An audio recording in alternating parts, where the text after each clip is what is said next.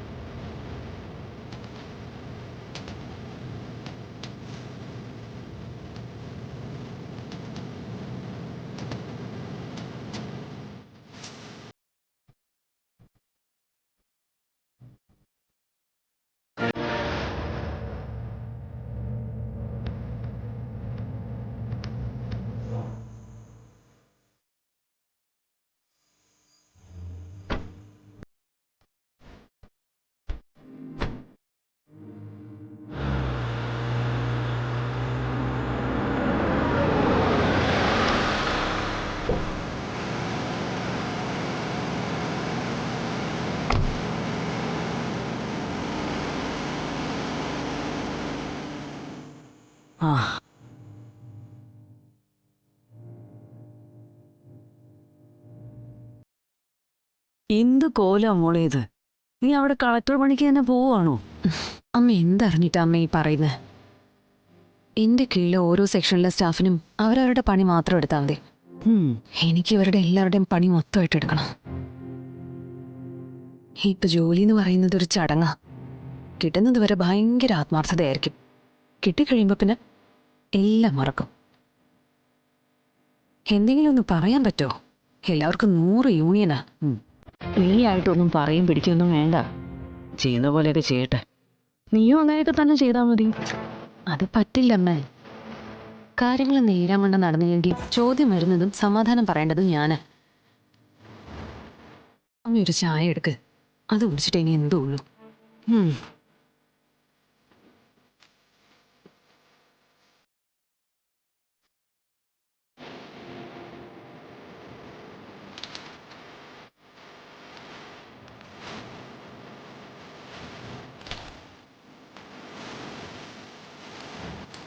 നാട്ടുകള്ളന്മാർ കാട്ടിലേക്ക് മേലുദ്യോഗസ്ഥന്മാരുടെ സഹായത്തോടെ അനധികൃതമായി നടക്കുന്ന മരം വെട്ടിമുറിക്കൽ പദ്ധതിക്ക് കൂട്ടുനിൽക്കുന്നവർ നിരീക്ഷണത്തിൽ.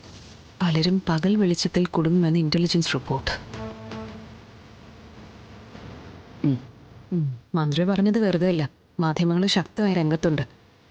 TV-യിലും ഇതൊക്കെ തന്നെയാണ് മോളെ പറയുന്നത്. മോളെ, നമ്മളെ കൊണ്ട് എന്തെങ്കിലും ചെയ്യാൻ പറ്റൂടി? നോക്കാവുന്ന വഴിയെല്ലാം നോക്കി. ഒരു തരത്തിലും ഒരാൾക്കും സഹായിക്കാനാവാത്ത രീതിയിലാണ് ഇതിപ്പോ കൊണ്ടുപോയി എത്തിച്ച്.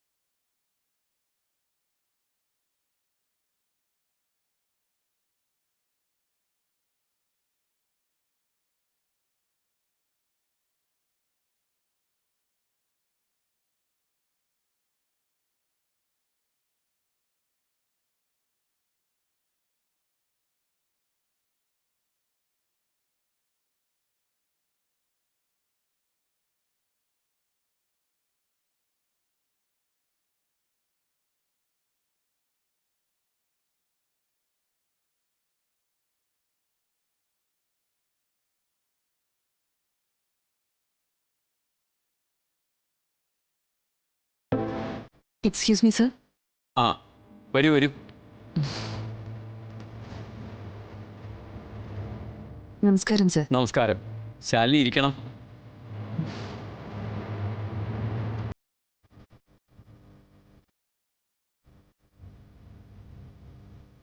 സർ, ഞാനിപ്പോൾ വന്നത് തീർത്തും വ്യക്തിപരമായ ഒരു കാര്യത്തിലാണ്.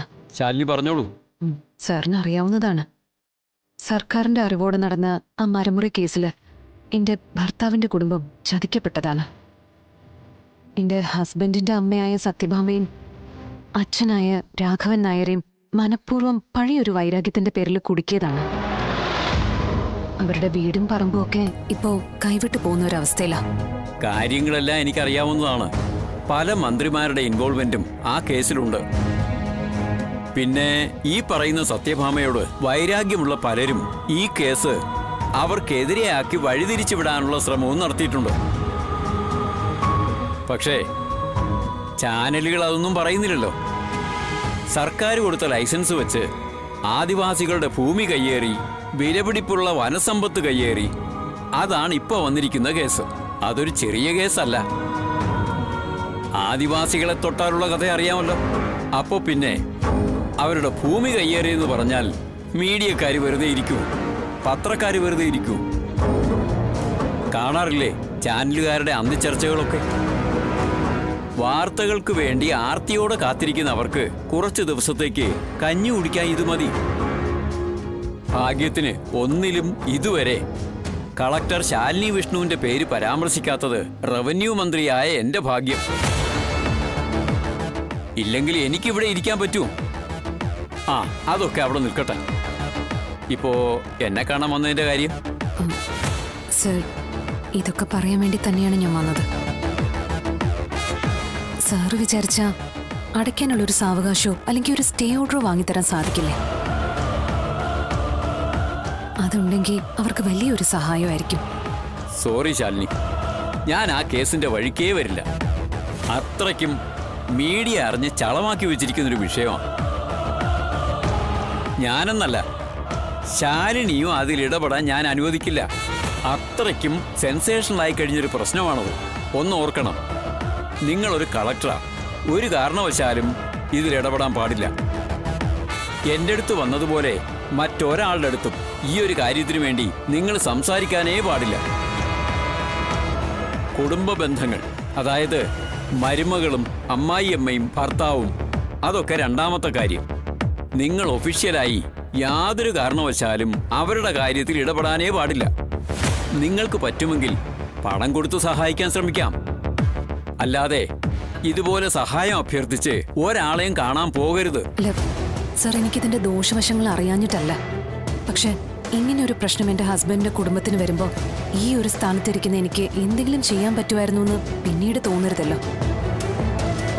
അതുകൊണ്ട് മാത്രം ഞാൻ സാറിനെ കാണാൻ വന്നതാ.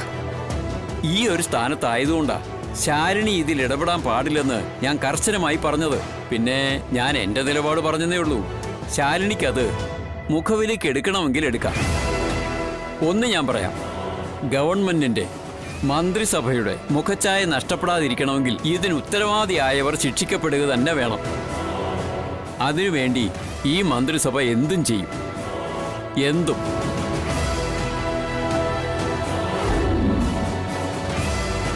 അപ്പോ ഒരു തരത്തിലും ഈ ജപ്തി ഒഴിവാക്കാൻ പറ്റില്ലെന്നാണോ മോള് പറയുന്നത്?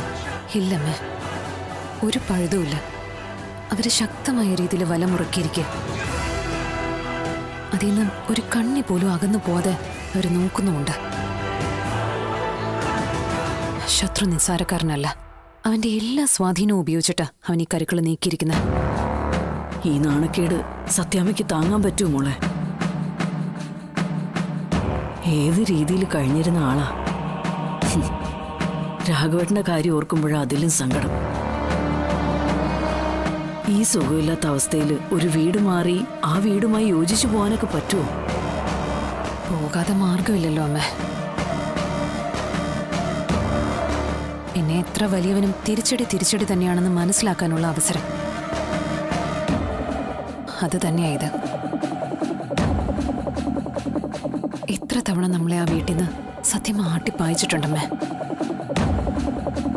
അമ്മയെ തന്നെ എത്രയോ തവണ അവർ സങ്കടപ്പെടുത്തി ഇറക്കി വിട്ടിട്ടുണ്ട്.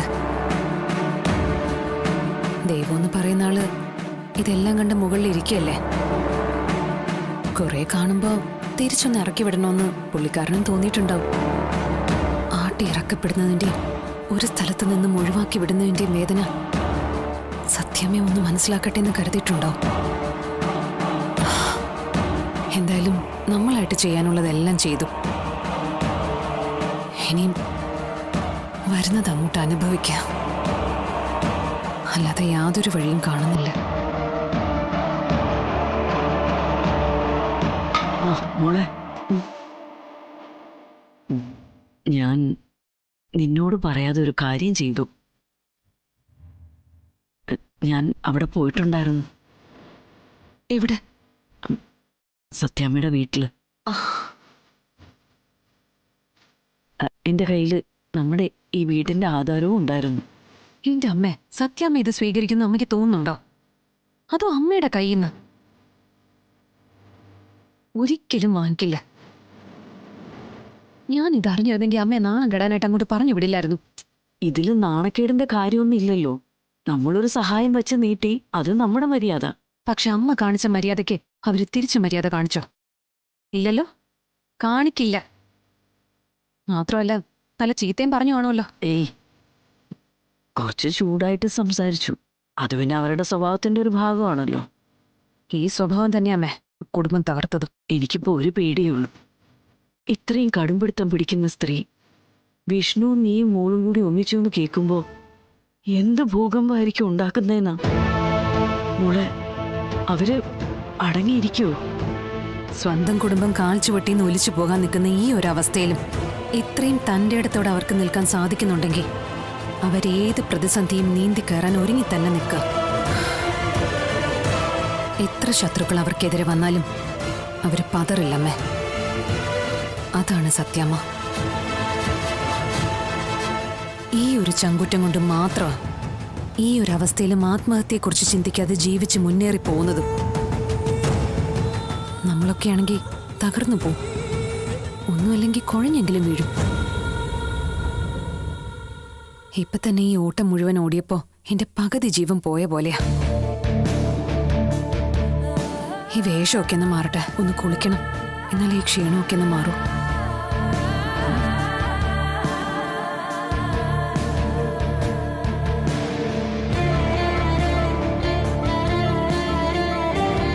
എങ്ങനെയാ ദേവി ആ സത്യാമ്മ ഒന്ന് സഹായിക്കുക?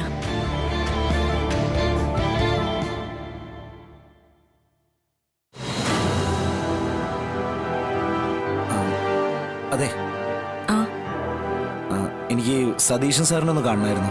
എവിടുന്നാ? സാറിന് പരിചയമുണ്ടോ? ആ, പരിചയമുണ്ട്. എന്താ പേര്? എൻ്റെ പേര് വിഷ്ണു എന്നാ. സാറൊരു മീറ്റിംഗിലാ, കഴിഞ്ഞോ നോക്കട്ടെ.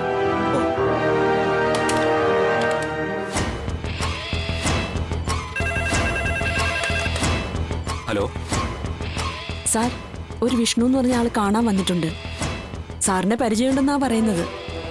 ആ, വരാൻ പറയൂ. Okay sir. ആ, ചെല്ലാൻ പറഞ്ഞു.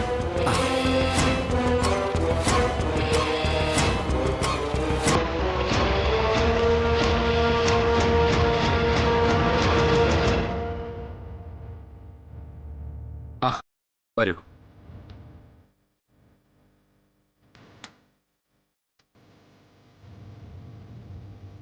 സാറിന് എന്നെ പെട്ടെന്ന് ഓർമ്മ വരാൻ സാധ്യതയുണ്ടോന്ന് അറിയില്ല.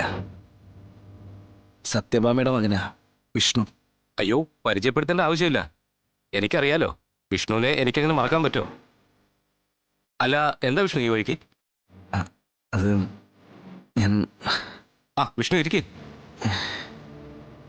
ആ, ഇരിക്ക് വിഷ്ണു.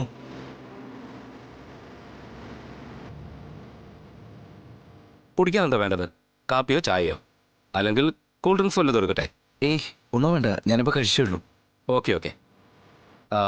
സത്യമയ്ക്കും വീട്ടിലെല്ലാവർക്കും സുഖം തന്നെയല്ലേ? ഓ സാർ.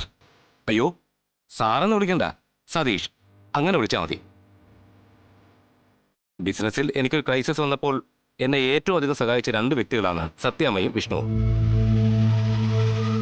അന്ന് ഒരു ഡോക്യുമെന്റ് വാങ്ങിക്കാതെ പണം എനിക്ക് തന്നത് വിഷ്ണുവിന്റെ ഒറ്റ ഉറപ്പിലാണ്. അതൊന്നും എനിക്ക് ഒരിക്കലും മറക്കാൻ പറ്റില്ല. അന്ന് ചെയ്ത സഹായം ഓർമ്മിപ്പിക്കാനോ അതിനെക്കുറിച്ച് സംസാരിക്കാനോ അല്ല ഞാൻ വന്നത്. എനിക്കൊരു ജോലി വേണമായിരുന്നു. ഇന്നൊന്നുമില്ല, എന്ത് ജോലി ചെയ്യാനും തയ്യാറാ. സത്യാമ്മയുടെ മകന് ജോലിയോ? എന്തായി കേൾക്കുന്നേ? അതിന്റെ ആവശ്യമുണ്ടോ? പഴയ പ്രതാപത്തിന്റെ കഥയും പറഞ്ഞിരുന്ന കാര്യങ്ങളൊന്നും നടക്കില്ല. ഇപ്പൊ അവസ്ഥ പഴയ പോലെയല്ല. അപ്പോ എന്തെങ്കിലും ഒരു ജോലി എനിക്കിപ്പോ കിട്ടിയേ തീരൂ. ചോദിച്ചു വരാൻ സാറിനെ പോലുള്ള കുറച്ച് പേരേ ഉള്ളൂ. അതാ ഞാൻ ഇങ്ങോട്ട് തന്നെ വന്നേ. വിഷ്ണുവിനെ പോലൊരാൾ ഞങ്ങളുടെ സ്ഥാപനത്തിൽ ജോലി ചെയ്യുക എന്ന് പറഞ്ഞാൽ എനിക്കത് അഭിമാനം തന്നെയാ. ഇതൊരു ഇൻഷുറൻസിന്റെ ഓഫീസാ. അതുകൊണ്ട് തന്നെ ക്വാളിഫിക്കേഷൻ മസ്റ്റാ. വിഷ്ണു M.Com ആണോ അതോ MA ആണോ? ഞാൻ അത് രണ്ടുമല്ല. ഈ കളിയാക്കി പറയുമല്ലോ 4ാം ക്ലാസ്സും കുസ്തിന്നൊക്കെ, അതെന്റെ കാര്യം.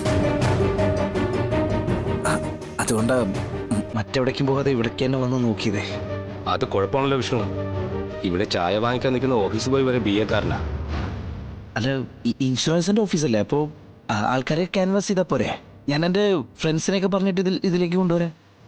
എന്റെ വിഷ്ണു മണ്ടത്തരം പറയല്ലേ. തന്റെ കൂട്ടുകാരെന്നൊക്കെ പറയുമ്പോൾ കുറച്ച് ലോക്കൽസ് ആയിരിക്കില്ലേ, ഈ കമറനെ പോലെയൊക്കെ. ഇത് വലിയ വലിയ ആൾക്കാരൊക്കെ ക്യാൻവാസ് ചെയ്യുന്ന പണിയാ. ഇംഗ്ലീഷ് അടക്കം 3-4 ഭാഷകൾ സംസാരിക്കേണ്ടി വരും. ഇവിടുത്തെ ഓഫീസ് ബോയുടെ ജോലി പോലും വിഷ്ണുവിനെ കൊണ്ട് ചെയ്യാൻ പറ്റില്ല. ഷുഗർ ചായയിൽ ഇടണോ വേണ്ടയോ എന്ന് ഇംഗ്ലീഷിൽ ചോദിക്കുന്ന സ്റ്റാഫുകൾ ജോലി ചെയ്യുന്ന വലിയൊരു സ്ഥാപനമാണിത്. അതുകൊണ്ട് I am very sorry Vishnu. ഇങ്ങനെ എനിക്ക് വിഷ്ണുവിനോട് പറയേണ്ടി വരുന്നത് സങ്കടമുണ്ട്. അതെ സാറേ, ഇത്രയും വലിയ ഓഫീസാണല്ലോ. ഇവിടെ മറ്റെന്തെങ്കിലും പണി കാണോ? അധ്വാനിക്കാൻ തയ്യാറാ. മുന്നിൽ വേറെ ഒരു മാർഗവും ഇല്ലാത്തുണ്ടോ സാറേ? സാറിന്റെ മുന്നിൽ വന്നിങ്ങനെ പറയുന്നതേ അവസ്ഥ അതാ. ഞാൻ പറഞ്ഞില്ലേ വിഷ്ണു, ഇവിടെ അക്കൗണ്ട്സ് ഡിപ്പാർട്ട്മെന്റിലൊക്കെ 1-2 ഒഴിവുകളുണ്ട്. പക്ഷെ അതൊന്നും വിഷ്ണുവിന്റെ ക്വാളിഫിക്കേഷൻ കൊണ്ട് ചെയ്യാൻ പറ്റുന്ന ജോലിയല്ല. ഡെബിറ്റും ക്രെഡിറ്റും ടാലിയും ഒക്കെ അറിയാവുന്നവർക്കല്ലേ ആ ജോലി കൊടുത്തിട്ട് കാര്യമുള്ളൂ. പിന്നെ ഈ വിദ്യാഭ്യാസം വെച്ച് ചെയ്യാൻ പറ്റുന്ന ഒരു പണിയേ ഉള്ളൂ, അത് സെക്യൂരിറ്റി പണിയാ. അതിന് വിഷ്ണു ഉദ്ദേശിക്കുന്ന പോലുള്ള സാലറി ഒന്നും കിട്ടത്തില്ല. ചുരുക്കി പറഞ്ഞ സാറിന് എന്നെ സഹായിക്കാൻ പറ്റില്ല. അക്കാര്യത്തിൽ നല്ല സങ്കടം ഉണ്ടെന്നേ എനിക്കിപ്പോൾ പറയാൻ പറ്റും. എന്നാ പിന്നെ ഇറങ്ങുമല്ലേ? എനിക്കിപ്പോൾ മറ്റൊരു മീറ്റിംഗ് അറ്റൻഡ് ചെയ്യാനുള്ളതാ. എന്നാ പിന്നെ ഓക്കെ.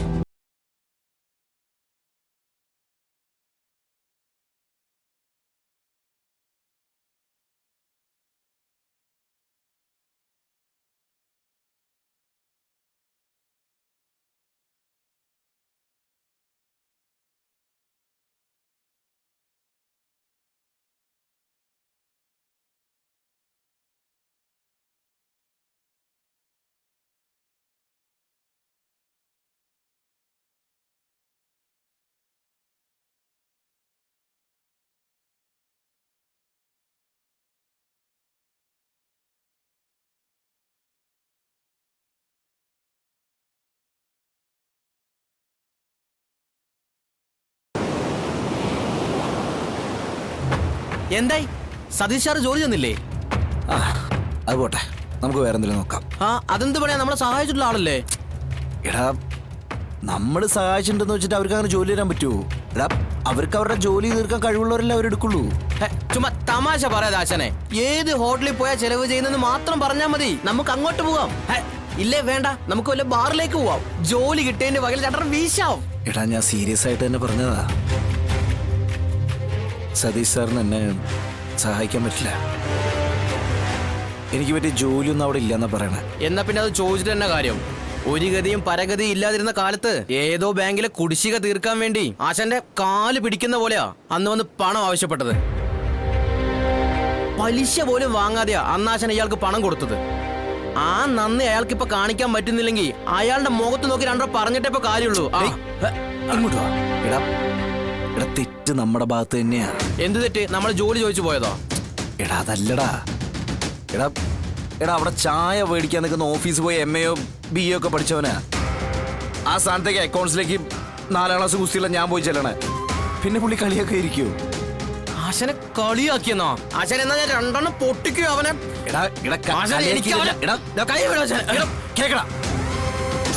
ഇവൻ ഇത് എടാ കളിയാക്കിയതല്ല. എടാ, അയാൾ ഈ വിദ്യാഭ്യാസ യോഗ്യത്തെ പറ്റി കാര്യമായിട്ട് സംസാരിച്ചതാ. നമുക്കതില്ലല്ലോ. അപ്പൊ പിന്നെ മിണ്ടാതെ തലകുനിച്ച് കേട്ടിരുന്നു. എന്നിട്ട് അന്തസ്സായിട്ട് ഇങ്ങോട്ട് ഇറങ്ങി വന്നു. ആശാനെ ചോദിക്കാൻ പാടില്ലായിരുന്നു ആശാനെ. അന്ന് കാശിന് വേണ്ടി ഓടി വന്നപ്പോ വിദ്യാഭ്യാസം വിവരമുള്ള ആരും ഒന്ന് കാശ് തരാൻ ഇല്ലായിരുന്നോ എന്ന്. അന്ന് സഹായിക്കാൻ ഈ പാവം പിടിച്ച 4ാം ക്ലാസ്സുകാരനല്ലേ ഉണ്ടായിരുന്നുള്ളൂ. അതിന്റെ നന്ദിയെങ്കിലും ആ മഹാഭാവി കാണിക്കണ്ടേ? എടാ വിട്ടുകളാ. ഒരു കാര്യം അയാൾ പറഞ്ഞു ശരിയാ. എടാ വിദ്യാഭ്യാസം വലിയൊരു ഘടകം തന്നെയാ. അതില്ലാത്തവനെ ഇന്നത്തെ സമൂഹം അവഹേളിക്കുകയും കളിയാക്കുകയും കൊച്ചാക്കുകയൊക്കെ ചെയ്യും. ആശാനെ, ഒരു വഴി അടയുമ്പോ 9 വഴി തുറക്കുന്നല്ലേ പറയുന്നേ. നമുക്ക് ശ്രമിക്കാം. ഈ ഒരു എച്ച് സതീശനെ കണ്ടിട്ടൊന്നല്ലോ നമ്മൾ നമ്മുടെ ജീവിതം മെച്ചപ്പെടുത്താൻ പോന്നേ. പോകാൻ പറ ആശാനെ. എനിക്കിതിലൊരു പരിഭവം അദ്ദേഹത്തിനോടില്ല. കാരണം കുറവുകൾ നമുക്ക് തന്നെയല്ലേ. ആ നമുക്ക് നോക്കടാ, നമ്മുടെ പഠിപ്പിന് പറ്റിയ വല്ല ജോലിയുണ്ടോ നമുക്ക് അന്വേഷിക്കാം. എടാ ഭൂമി ഇങ്ങനെ വിശാലമായിട്ട് കിടക്കല്ലേ. നമുക്ക് വേണ്ടി നമ്മളെയും പ്രതീക്ഷിച്ച് ഏതെങ്കിലും ഒരു ജോലി കാത്തിരിക്കുന്നുണ്ടാവും.